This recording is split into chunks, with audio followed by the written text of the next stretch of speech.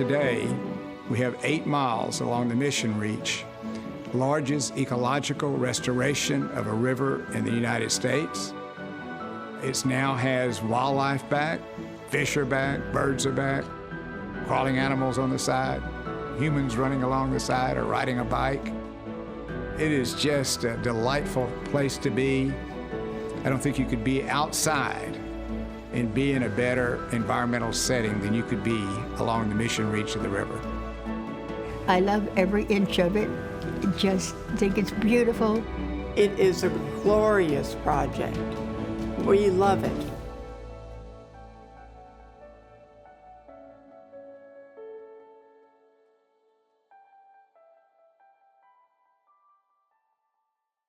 Well, the city of San Antonio, as much as water brought people to the actual city when it was settled, has also been a continual issue that they've had to deal with.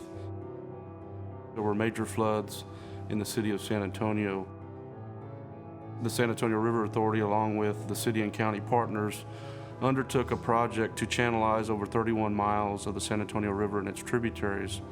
And that was really a part of that federal authorization in 1954 that led to that development.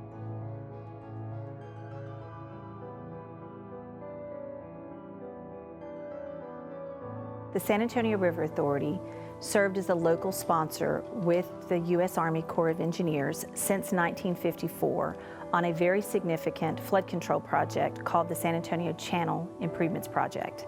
The San Antonio Channel Improvements Project ultimately had one primary goal, and that was to alleviate flooding within the heart of the city.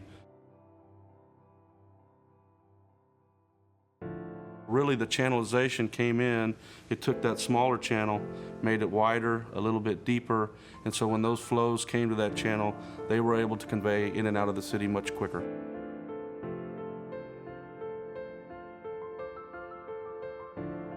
Still yet, there was more flood control to be done, especially in the heart of the downtown section. The thought was to build 2 underground tunnels. So we capture the water at the northern end of downtown, we drop that water 150 feet in a tunnel that's over 24 feet in diameter, and then it comes back up to the surface and goes back into the river. Those flood tunnels were completed right before the flood of 1998, which for most people in San Antonio is a significant event that they remember. And the completion of that tunnel in 1997 really paid for itself in the flood control benefits that we achieved during that event.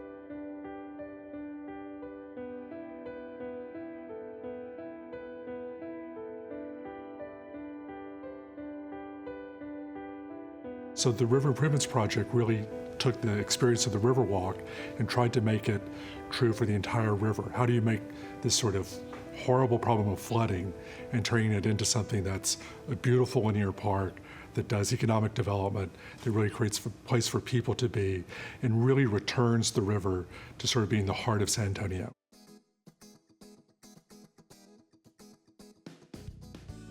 I believe it was 1998.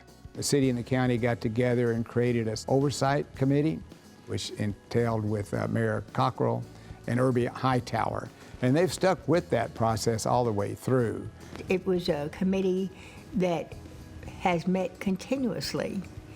It still hasn't been abandoned. We're still in the wind-up process all those years in overseeing and approving the plans as they went forward. And we proposed this sort of other idea that the Mission Reach shouldn't be kind of a concrete line drainage channel with a sidewalk, that it really should somehow recapture the character, the geometry of a river. And that plan entailed taking the river from all the way downtown, all the way to Mission Espada, and then going up north to the headwaters of the river. So that plan was put in place back then. It meant that citizens, and from different walks of life and different constituencies, had an ongoing role. And it wasn't just something where some planner sat in a room somewhere and said, we think this would be great for the city. But it got the ideas and the opportunity for the citizen participation, which I think resulted in the best project that we could have had. We've really had this kind of, 25-year period of the same organizations and in many times the same people being able to really focus on what it's going to take to kind of take the missions, take the river, and really claim them back for the city and really make that this great asset that everybody knows it should be, but we've had decades of not thinking of it as an asset, and we've had decades of not realizing that it really is this great park that can be the heart of San Antonio. To get anything done today, you need partners. And when we do something at Bexar County, we're always looking for a partner to partner with to get the job done. The Mission Reach project is a great example of governmental partnerships here in San Antonio. We have brought together Bexar County, who was the primary funder of the project, the City of San Antonio, who joined in funding many of the recreational aspects of the project. We have the San Antonio River Authority. We are responsible for providing the project management as well as the operations and maintenance of the project. And of course the Corps of Engineers, who brought in that federal expertise to the design of the project. These governmental partners have become really instrumental in making this project happen. It was a huge partnership that made this project happen in 2006, and we're able to open it in 2013. Without that partnership, we would not have the funding and we would not have the recreational amenities and some of the great programming opportunities we have along this stretch of the river. So partnership, partnership, partnership, that's the only way we can get this project done. In my opinion, I don't think that you could make a project this large possible without the partnerships. Each one played such an important role, with support, with money, with resources, other resources that just one entity doesn't have. It has to be a great effort that is put forward by so many different partnerships to make it this spectacular improvement that we have made over the few years. A lot of times, the staff at the River Authority, the staff at the city, the staff at the county didn't really get to work on things together. It was like someone's project, somebody else's project. It kind of moved between the organizations. This was a time where they could all get together, work, kind of establish those relationships, and really learn how to put a project like this together. Everybody had a very important part to play in this, and it really is, in my mind, a model of how various agencies can work together for a greater good for the public.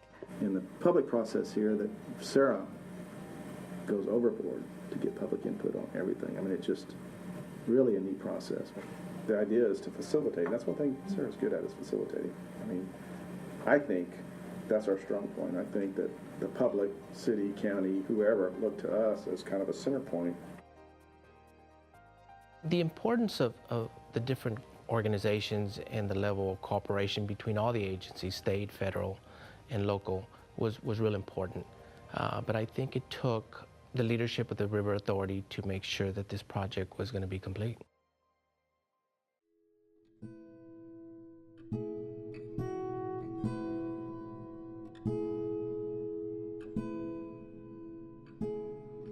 The Riverwalk transitions from the north, which includes the historical Riverwalk section and the newer Museum Reach section.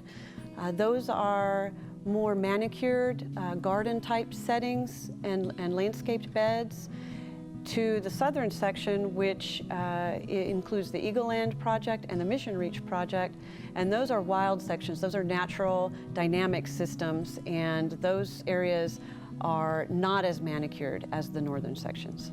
The Eagle Land segment is very significant because it was really this sort of prototype. So it was a little project. We got a little bit of funding from the Corps of Engineers. It was a trapezoidal drainage ditch flood control project, from the 60s. And it was sort of the experiment. So we were able to try out a lot of things in Eagle Land, low cost, and to see how well they worked. And that gave us a lot of information about the rest of the 8 miles south of there.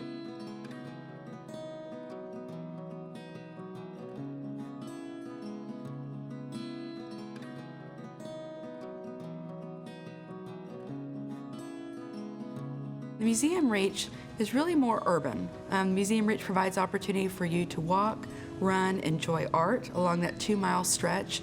But more importantly, it provides opportunity for development along the banks. It's more like an urban reach, going up to the Museum of Art and then onward to the more recently established Pearl sector that has been improved and redeveloped. The milestones for the mission reach are, first of all, being able to get the planning document adopted by the city, the county, and the river authority as something that they thought was correct, and that's about 2001. And then getting the master plan done, which again sort of 2001, 2002, so that we then had a document that was really, professionally done, landscape architect-led effort to really show what the possibilities were and what the challenges were going to be. We had the public engaged in this project, and that public, their primary focus was, how can we make this a place to go recreate? But when you're dealing with elements they want to put into the design, and I have to still, from an engineering standpoint, maintain flood flows, how do I balance what they want now in this channel that's going to take away from capacity? So I might have to add capacity, I might have to change design around to be able to maintain that flood protection. So balancing that, structural issues, it's really trying to build upon what we learned during the design process to be fluvial geomorphology. So we're taking the science of how natural systems work, we're trying to add in recreational elements that the public wants, and we're trying to be able to balance those with human impacts of development, of downtown, of water flow, how fast it gets there. So we're trying to take all that from the science and understanding of how natural systems work and trying to mold that system in a natural way to be able to compensate for all of those various needs and various impacts. I'm sure you know what the Riverwalk's all about, but it's about beauty, and it's about longevity. It's about doing something that's structurally sound and make it look aesthetically pleasing. And from an engineering standpoint, that's not always easy. That was a hard thing for us, because what you're doing is you're competing for dollars. And if there's nothing to even gauge it by, it's a new thing for the Corps. It's something brand spanking new. The only restoration project that anybody even related to was the Florida Everglades. Well, it's not us, but it's a restoration project, and the cost to restore that per acre was cheap compared to us. I mean, not even a comparison. So the yardstick they were using to get us into federal funding, which we're not in, was impossible. Dollars per habitat unit.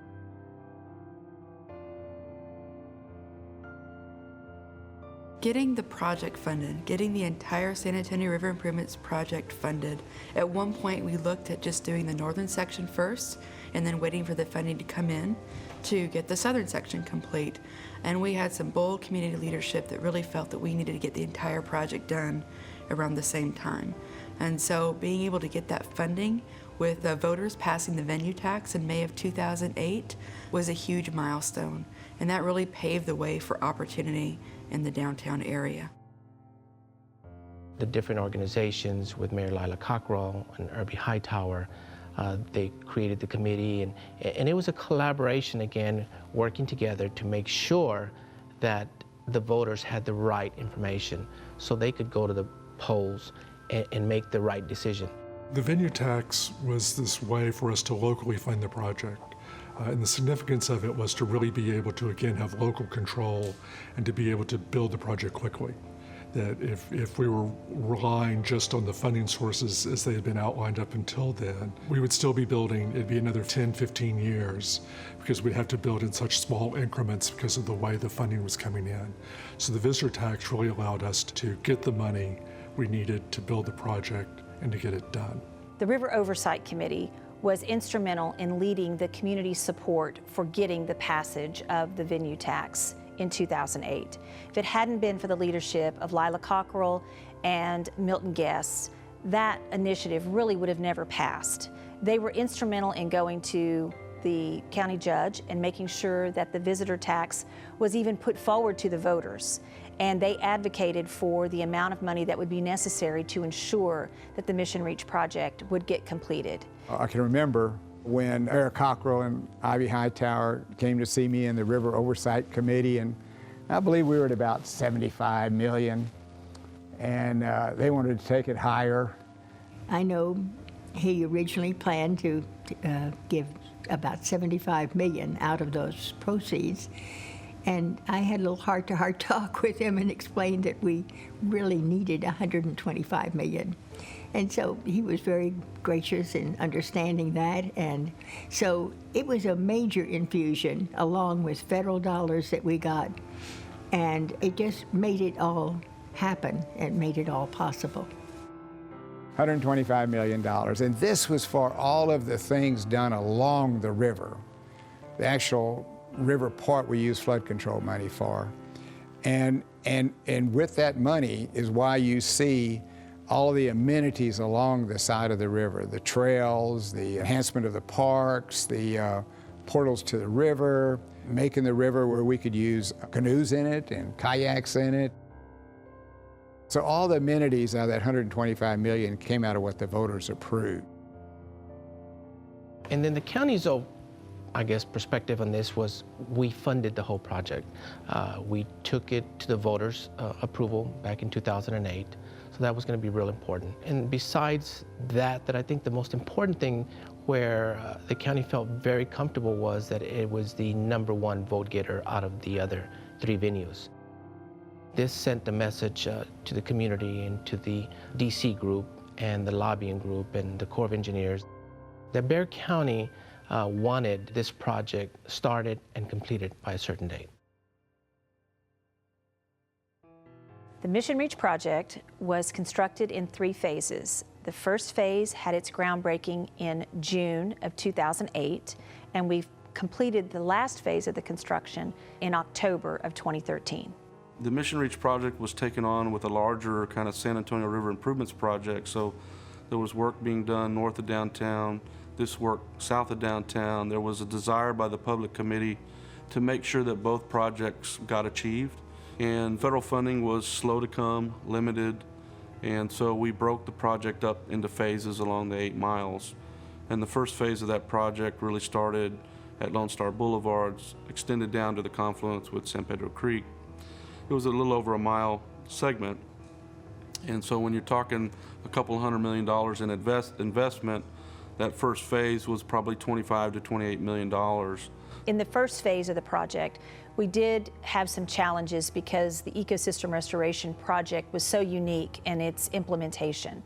The contractor was really not as familiar with the establishment of native vegetation and how best to do that. So we did have to go through several iterations of how to get the vegetation to grow in that first phase. We had done an initial application of how exactly the seeds should be planted and how the matting and soils would all be done and what layers and all of that. And we had implemented it initially and it did not work. So we had to come back in after the fact and really redo all of the vegetation planting in that first phase, because we obviously realized that the way that we had specified it in the design and in the implementation of the construction documents was not going to work.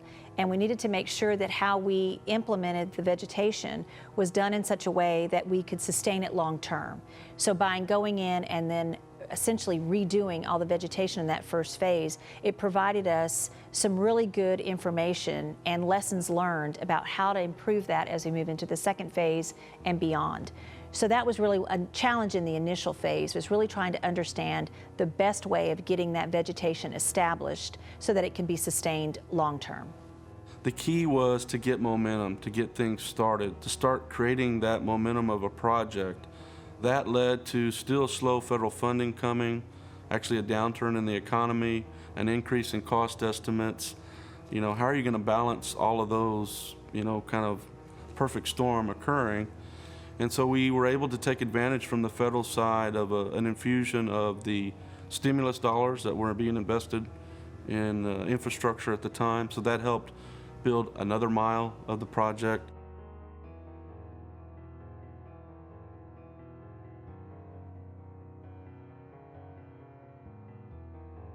I believe the passage then of the legislation that allowed the River Authority to do the contracting rather than the Army Corps of Engineers was critical.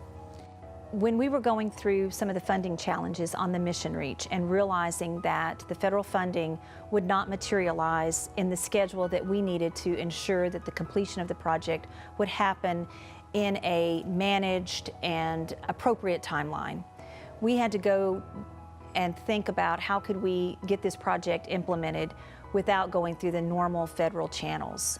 So we worked with the Corps of Engineers to figure out what our options were. And one of the options was to go through a change to our project cooperation agreement that would allow for the San Antonio River Authority to essentially switch roles with the Corps of Engineers. Sarah took on a more active management role. We did the contracting. We managed basically those final 6 miles.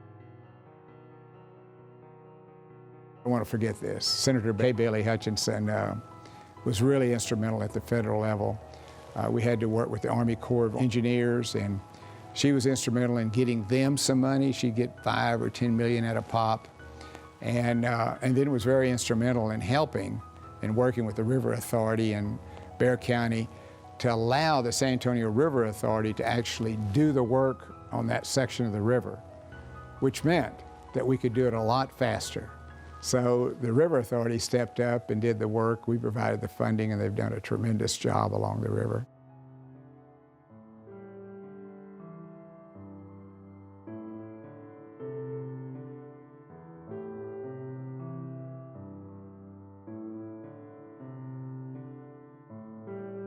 We've been able to recover pieces of burned clay. It told us that basically those burned pieces of clay represented old structures. And what's amazing about that is the structures dated anywhere from 2,800 years ago to almost 6,000 years ago. And to us, those structures indicate that the Native Americans that were living along the river actually were sedentary. They spent some of the time in structures, living in an area for more than a couple of days at a time. It will allow us to basically rewrite the history of Native American occupation along the San Antonio River.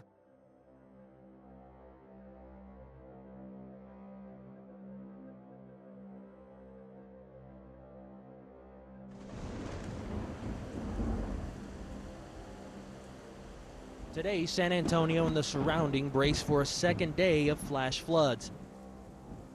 The May 2013 flood really tested the project as a whole.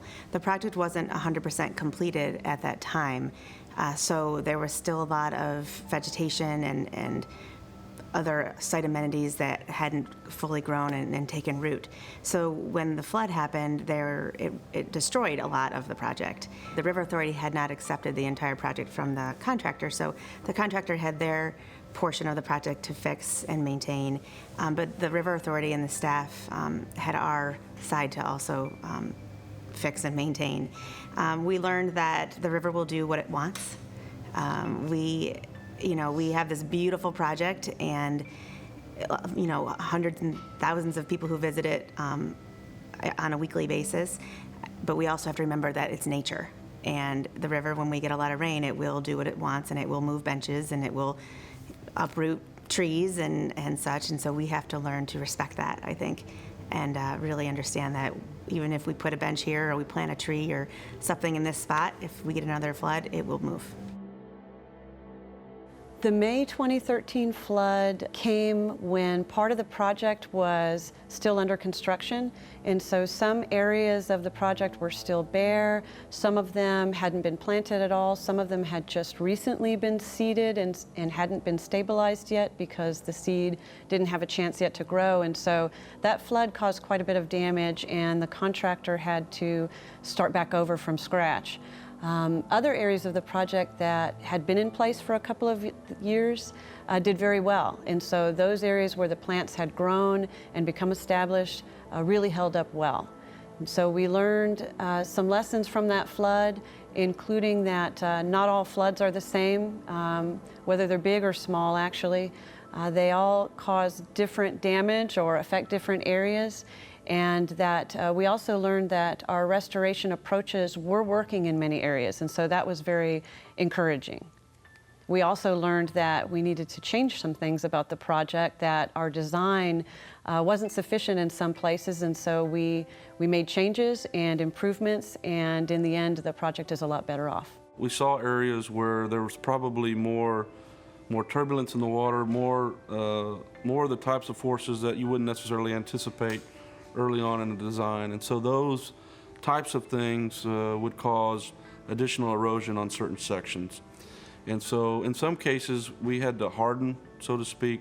We had to add some additional protection to those slopes and to those areas so that they wouldn't erode in future events.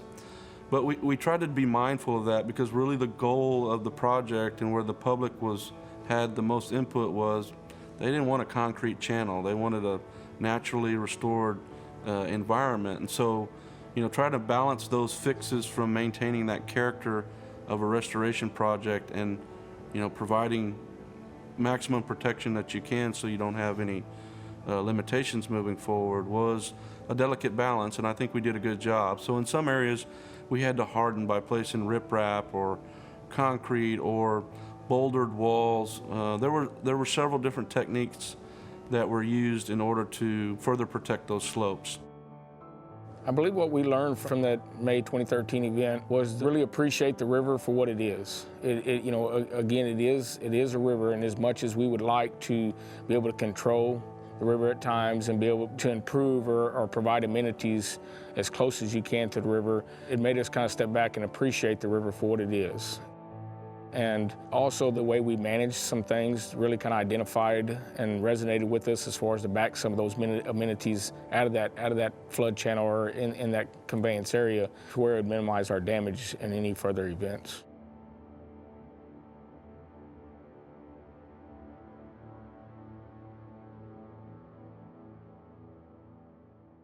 The Mission Reach, a winding blue ribbon connecting Missions, Concepcion, San Juan, San Jose, and Espada. The Mission Reach, a confluence of two historical jewels, the San Antonio River and San Pedro Creek. The Mission Reach, a park 3 times the size of Central Park, some 2,400 acres of public land.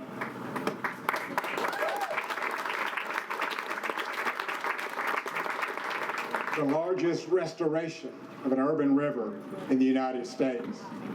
And I believe, along with the rest of the river that we've done now, connecting all the way up to the headwaters, is the most important public works project of our time, and we can all feel proud about all of us that did that work, reaching all the way up to the headwaters of the San Antonio River. We're going to canoe, and you see them now. We're going to kayak, we're going to walk, we're going to run, we're going to jog, we're going to bike 8 wonderful miles along the Mission Reach. And we're going to picnic, and we're going to fish, and we're going to listen to music at the Mission Pavilions, and we're going to play sports at Concepcion Sports Park. Or we're just going to simply sit on the ground and contemplate this beautiful nature that's before us.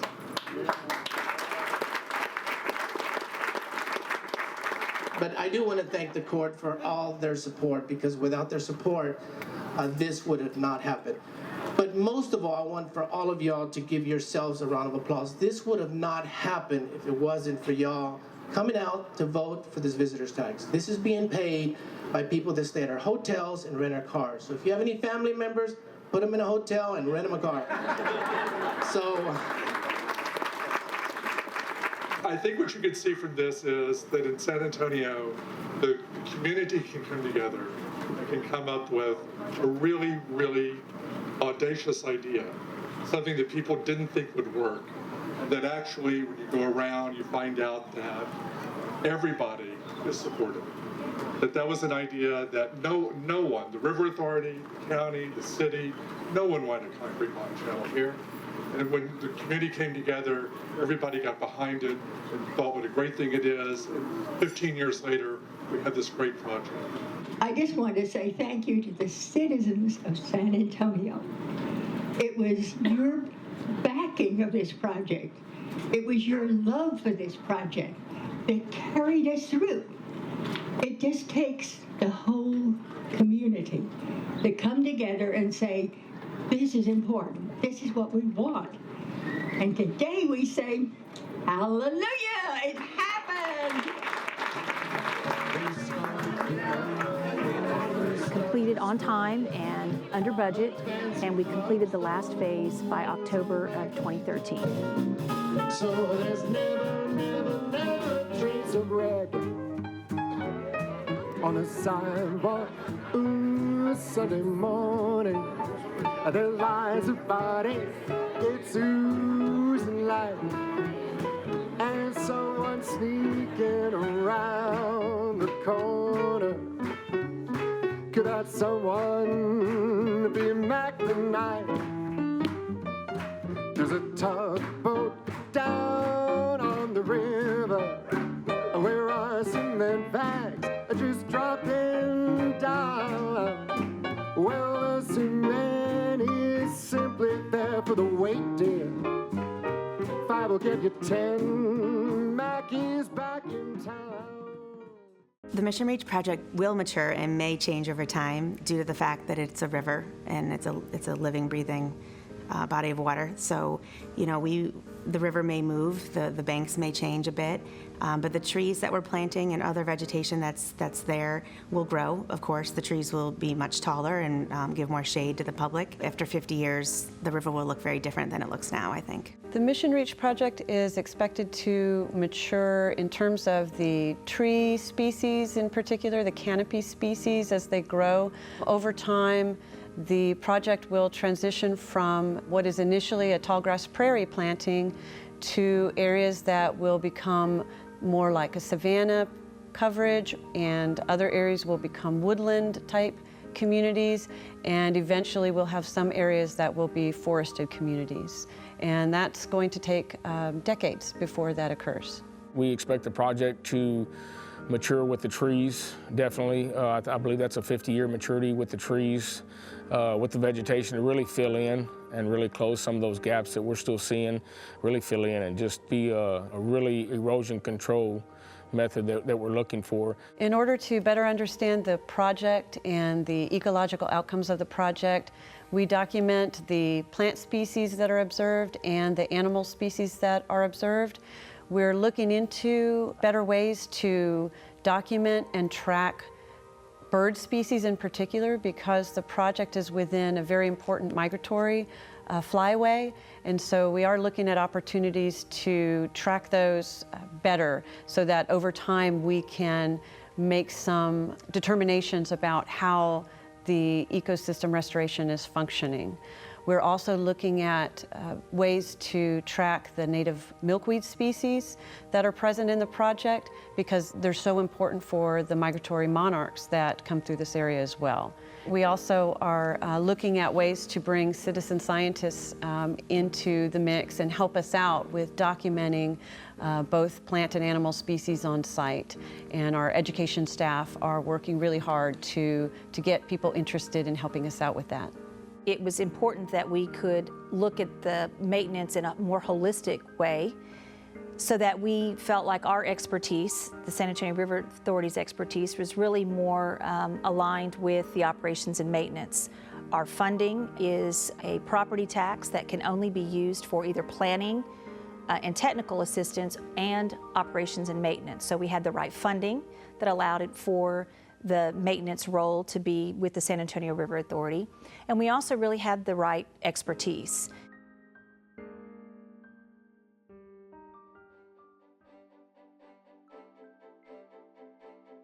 The present condition of the project is that it's beautiful.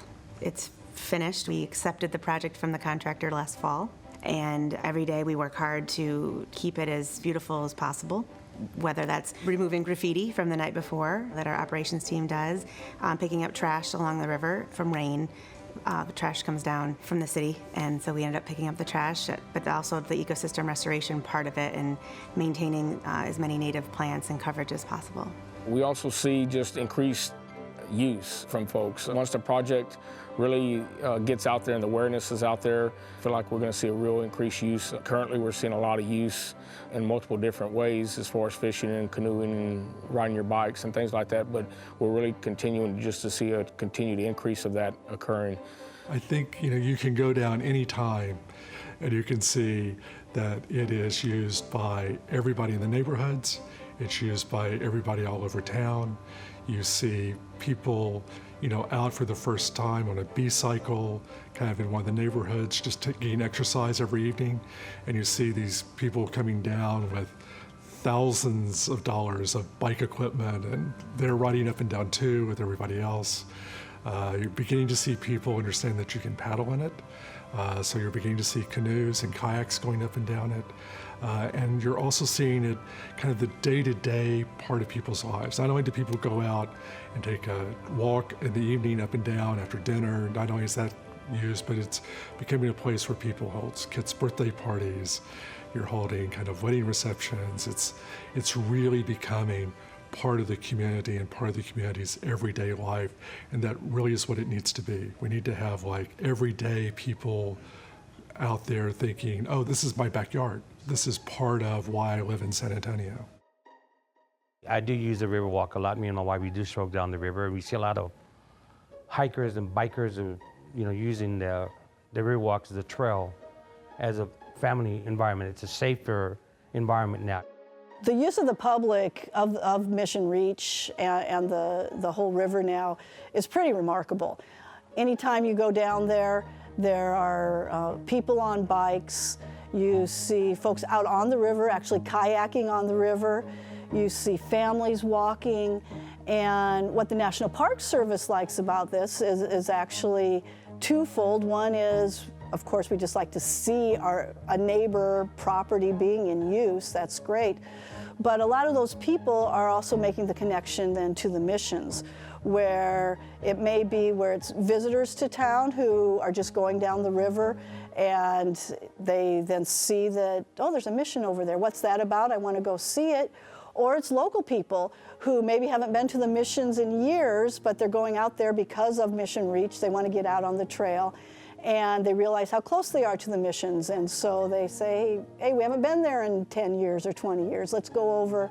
And so we're really able to kind of reconnect with that local population as well. You have never seen such an outflowing of people hiking and biking and partying and having such a good time on the river as you do today. It way exceeds what we ever thought would happen. We hoped for it. We saw it in the Paseo del Rio, what happened when they had economic development on the edges. But now we are seeing that this really is not about economic development, but the citizens of Bexar County and visitors being able to have access to a huge urban park within the bounds of the city of San Antonio. It's a hike and bike, it's a run, it's people can gather. So I think it's real important as the wildlife continues to grow and the trees continue to grow. It's going to be a great settings for many things happening in the community. I think you could go almost any day on the river, any section of it, and you'll see people walking along, jogging along, riding a bike along the river. Maybe they're in Mission County Park, or maybe they're in Roosevelt Park, or maybe they're in Sequia Park, or maybe they're at the Four Missions. You'll see activity all the way along the river. You'll see people fishing in the river. You'll see people in canoes. You'll see people in kayaks. So it's really in a very popular place for people that like the outdoors. The public already uses the project significantly. I think as more people learn more about it, and with all the publicity that the Mission Reach has over the past few months, and how we offer more and more recreational opportunities, I think that the public will use it even more so. Oh, I just think we're going to see the trails get busier and busier. I think we're going to see more people out on the river. We're hoping to be able to connect with a lot of those folks, and we're also going to see just more and more visitation, I think, at the missions themselves, which gives us a great opportunity to tell the mission story and to have a new audience for the mission story, and so we need people to love the missions as much as they love the river. And because of the connections we have, I think that we're going to just see that grow over time. And we are also working on one of our most ambitious projects, which is Confluence Park, which is going to be about 3.5 acres of an educational facility, also on the Mission Reach, which is going to be in partnership with the River Authority and their educational programs. It's certainly going to be the best thing that the South Side has going as far as an educational facility. Educational opportunities on the Mission Reach really extend up into the watershed. We are trying to make sure that the community understands that what they do in their neighborhoods can ultimately affect the river. So, for example, some of our educational programming and educational messaging really talks to the neighborhoods to make sure that they understand that what happens on the streets and on their yards can ultimately impact the river. When it rains, for example, all the rain can fall in a particular neighborhood, and then that rain can pick up trash, it can pick up pet waste, it can pick up other fertilizers and other contaminants that occur on streets and driveways and yards that then is washed into the stormwater system that then ultimately outfalls into the Mission Reach. I think the communities have to be cognizant of what's happening in their backyards.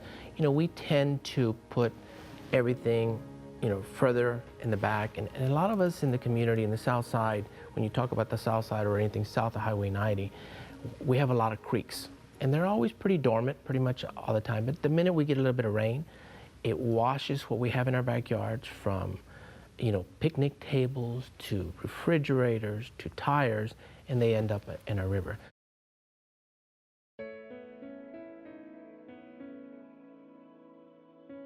The community benefits of the Mission Reach project are many. First off, the community is seeing how a living river can benefit a community. The community is really being able to embrace an entire ecosystem as it evolves before their eyes. They are seeing native vegetation coming back to the river. They're experiencing those seasonal changes that happen to that vegetation. They're getting to experience now birds and fish and other wildlife that are returning to the river that they have never seen. It has given the river back to the citizens as a river. They enjoy it, and they have access to it as they never had before. It's a place where people can come and gather and picnic along the way, or have their families walking, going on bicycles. I think it has been a great enhancement, and I think everyone in the whole community has benefited, but it just has added a great deal to Southside pride. People are coming back to the river. They're enjoying the river, the Mission Reach. They're enjoying the path of the walk, the river walk. In the past, the community turned their backs to the river. The river was just a drainage ditch to most of them, some place where all the floodwaters went when it rained. Now they see this as an asset to their community. They understand that all the amenities, the trails, the picnic benches, the places where they could come to fish, the opportunities to join with their family and take a wonderful stroll along the Riverwalk. It's really changed their perception and appreciation for the natural resource.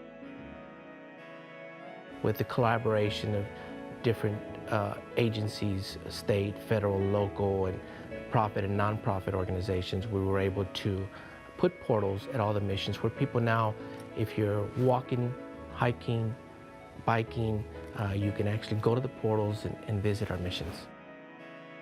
A big part of the community benefit is that the community is seeing that San Antonio does care about it. And now that they see that those improvements in their own backyard, they are seeing that environmental restoration is important. So it's become part of their world and their education and their health. And so to me, that is one of the biggest improvements in their lifestyle. I think of the pride and happiness of so many of our wonderful Southside residents. You know, for years, it seemed that a lot of growth was going to the north of the city. And I think every mayor in turn has wanted to try to help stimulate growth to the south as well, so we would have a more balanced growth pattern in the city. And I would say that this has done a great deal to add to the attractiveness and not only of the river, but the entire south side. I think you can also say that it's beginning slowly but surely to revitalize the south part of San Antonio. For so long in our history, it was on a downward trend since the time I was a kid. Now we see it coming back, and certainly the river's not the only part of the reason, but it's a major piece of it, I think, once they knew we're actually going to do it. Now we have opportunities for young professionals to live in the downtown area, people to recreate in the downtown area.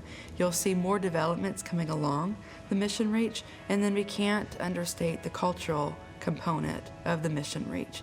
You're connecting 4 of the 5 missions along the San Antonio River, and with the World Heritage Site nomination, this really is putting us on the map.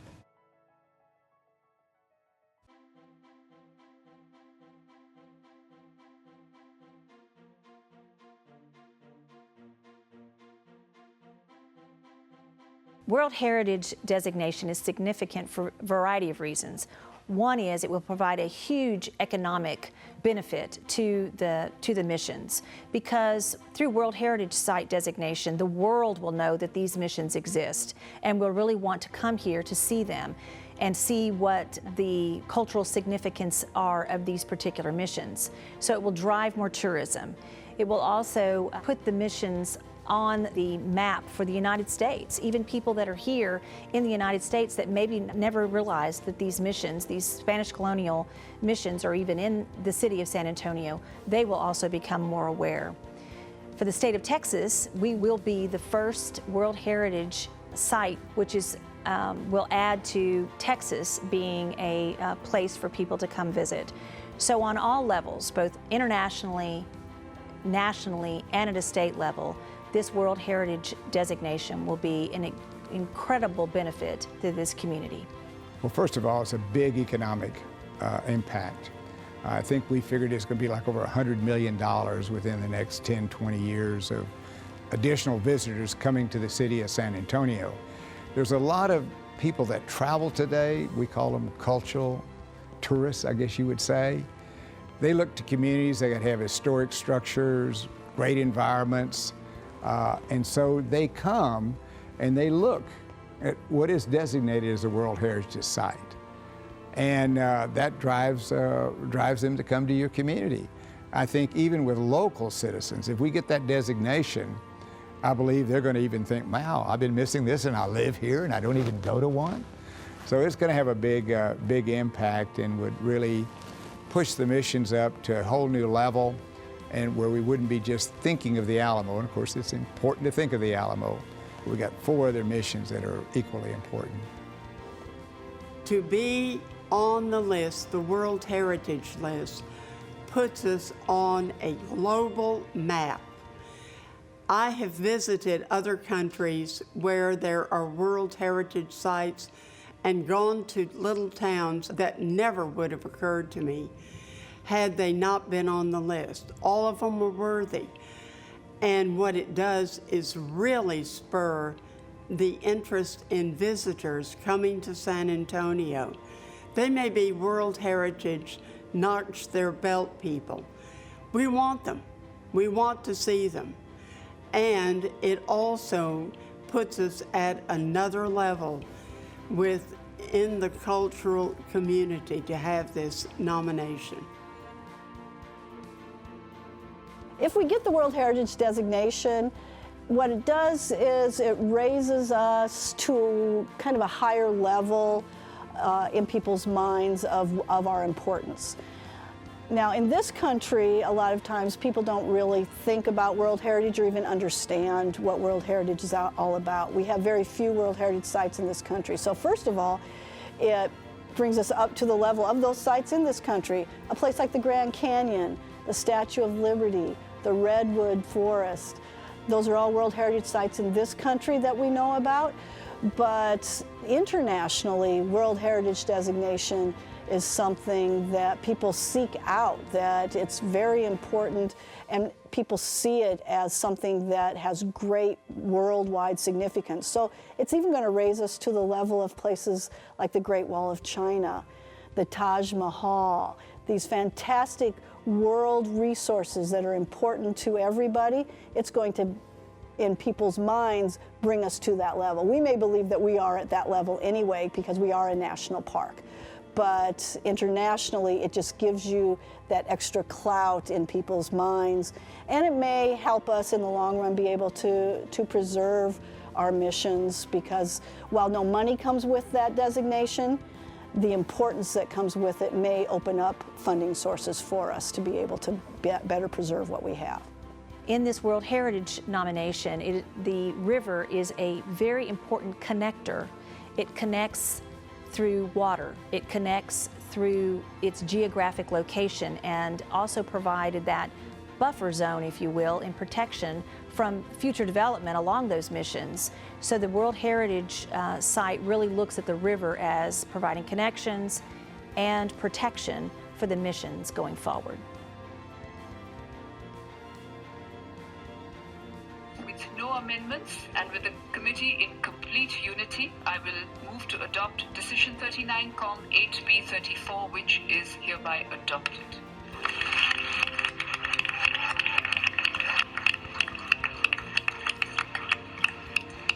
Congratulations to the United States of America on behalf of the entire committee for the inscription of this property. You have the floor for a brief 2-minute statement. Thank you.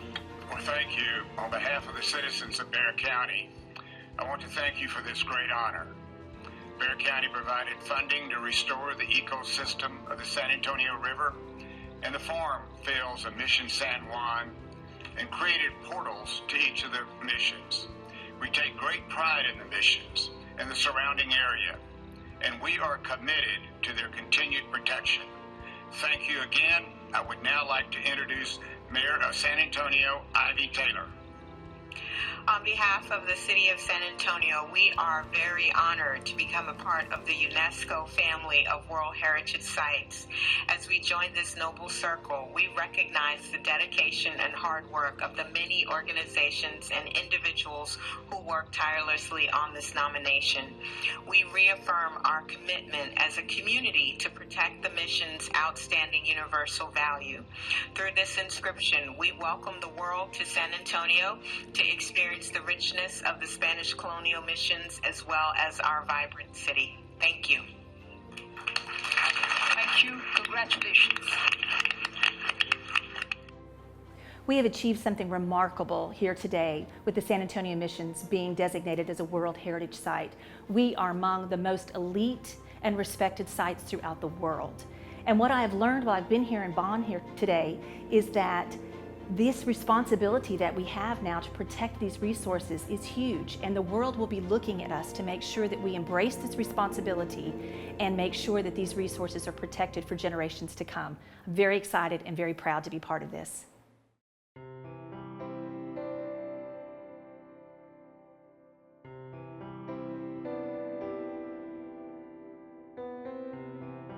Mission Reach project, I think the most significant thing about it is that it is this big scale test of the idea of doing an ecosystem restoration project in an urban area.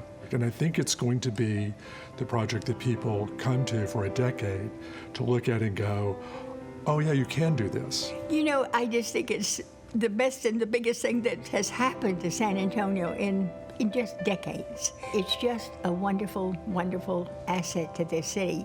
And then just the individual engineering and design components into each element, and the public interaction on making the project a success.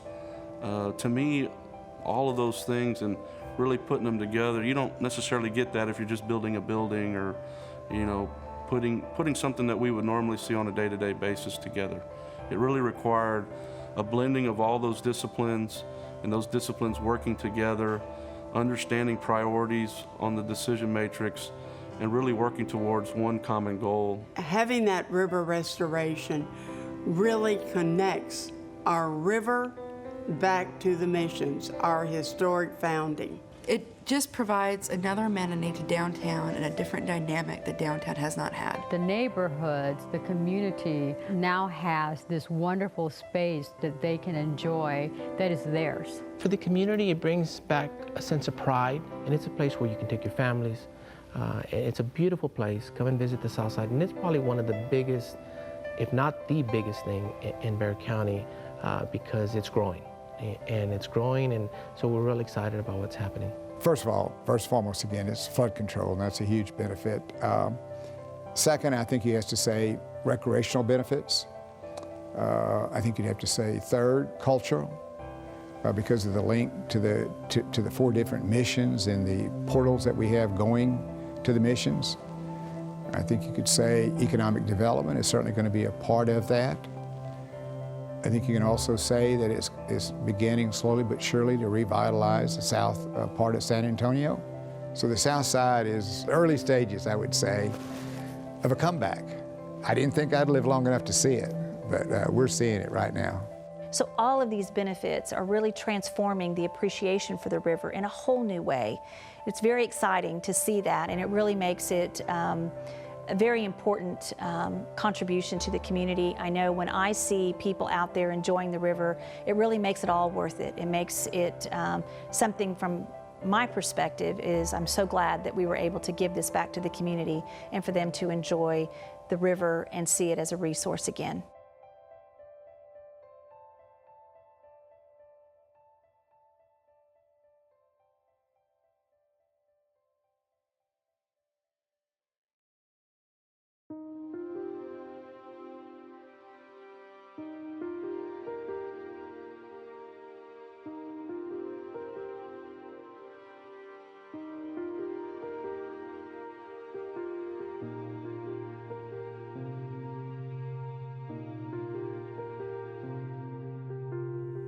The River Oversight Committee did play a tremendous role, so we want to have a little honor them by having their children or their grandchildren come up, and we're going to present them with a tree that will be planted.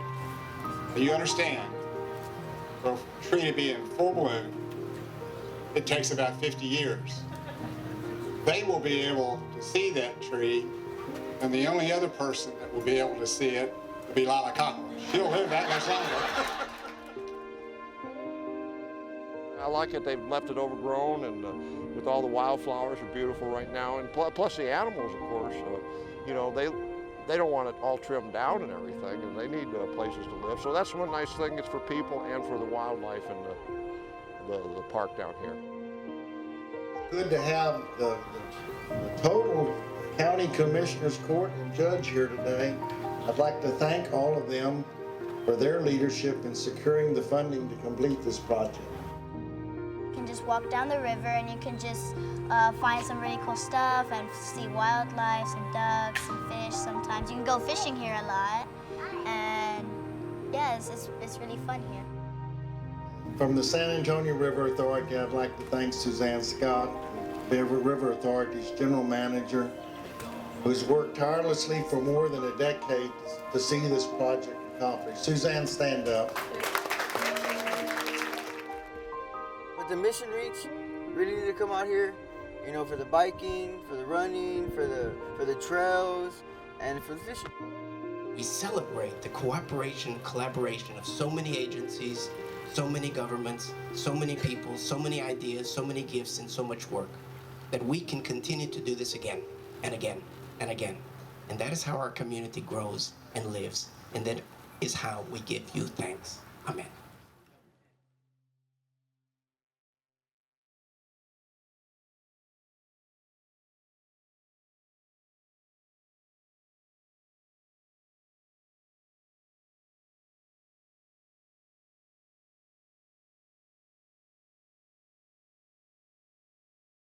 Let me tell you a little story.